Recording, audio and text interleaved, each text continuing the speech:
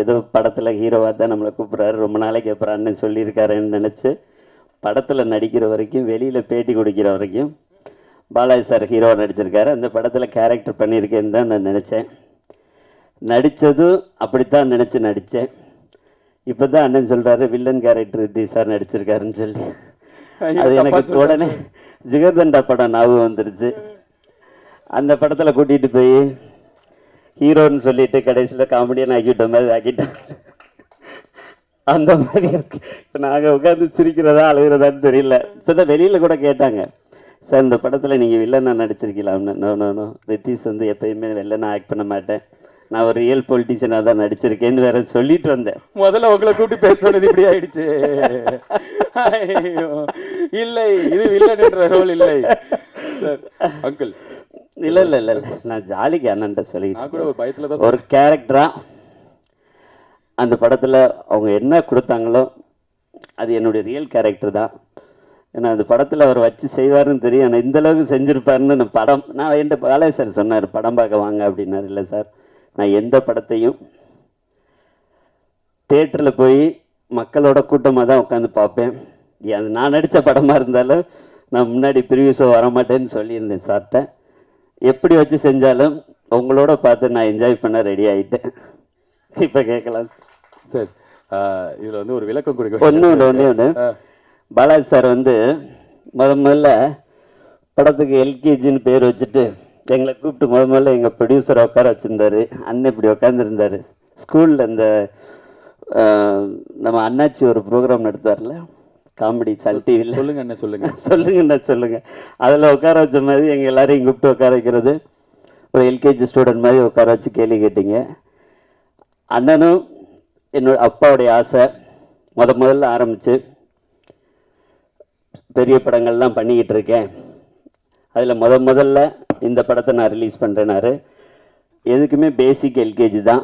நீங்கள் சரியான இடத்துலேருந்து போகிறதுனால உங்களுடைய எல்லா படமும் வெற்றியடையும். ஏன்னா படமே வெற்றி படங்கிறனால அண்ணனுடைய எல்லா படமும் வெற்றியடைய ஆண்டவனை நான் பிரார்த்தனை பண்ணிக்கிறேன். சார், இப்போ வந்து நீங்கள் ஐஸ்வரி கணேஷ் அங்கிளுக்காக தான் நடிக்க ஒத்துக்கிட்டீங்க.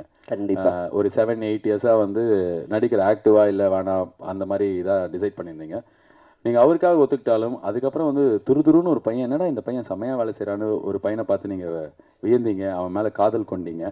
அதே நேரத்தில் இப்படி ஒரு டைரக்டராக பொறுப்பாக எப்படி இருக்காருன்னு சொல்லிட்டு இந்த எங்கள் டீம் கூட ஒர்க் பண்ண அனுபவத்தை சொல்லுங்கள். அந்த பையன் யார்?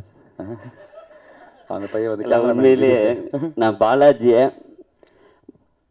ஒரு வேற மாதிரி பார்த்தேன். ஆனால் இப்படி ஒரு திறமை பாலாஜிக்குள்ளே இருக்கும் அப்படிங்கிறத நான் உண்மையிலேயே பயங்கர வியப்படைஞ்சேன். அண்ணன்ட்ட நான் நிறைய தடவை சொல்லுவேன், இந்த பாலாஜியை விட்டுறாதீங்க.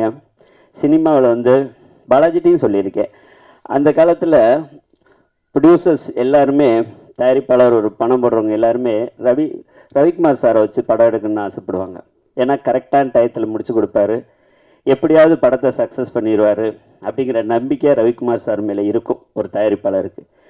அந்த நம்பிக்கை, அந்த டைமிங், அந்த இது வந்து இவர் மேலே இருக்குனே. அதனால் அண்ணன் இவரை வேறு கம்பெனிக்கு விட்டுறாதீங்க, எத்தனை படம் பண்ணாலும் இந்த பாலாஜி வச்சு நீங்கள் மட்டும் பண்ணுங்கன்னு சொன்னேன்.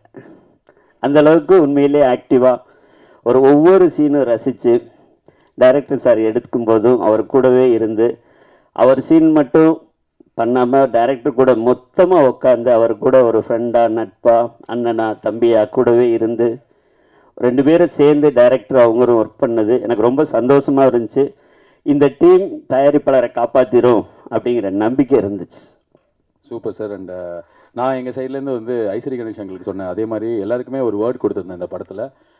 அது மியூசிக் டைரக்டர் லியான் ஜேம்ஸாக இருந்தாலும் சரி, இல்லை ஐஸ்வரி கணேஷ், இப்போ ஜேகே ரித்திஷ் கிட்ட சொல்லும்போது எங்கள் மேலே இருக்கிற ட்ரஸ்ட்டில் தான் என்ன மொத்த கதை, இதை என்ன எப்படி காட்ட போகிறீங்க, அடுத்த சீன் எப்படி வரும்னு கூட கேட்காம நடிச்சிங்க. We will not let you down அப்படின்னு சொல்லிட்டு we have honoured that word. நாங்கள் படம் பார்த்துருக்கோம். நான் இந்த படத்தை ஒரு 50 வாட்டிக்கு மேலே பார்த்துட்டேன்.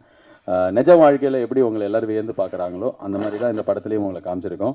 ஆனால் அப்படி இருக்கிற ஆளுங்களை கூட இன்றைக்கி இப்போ பெரிய ஆளுங்களாக இருந்தவங்கலாம் கூட 10 செகண்ட் வீடியோ போட்டு காலி பண்ணிடுறாங்க.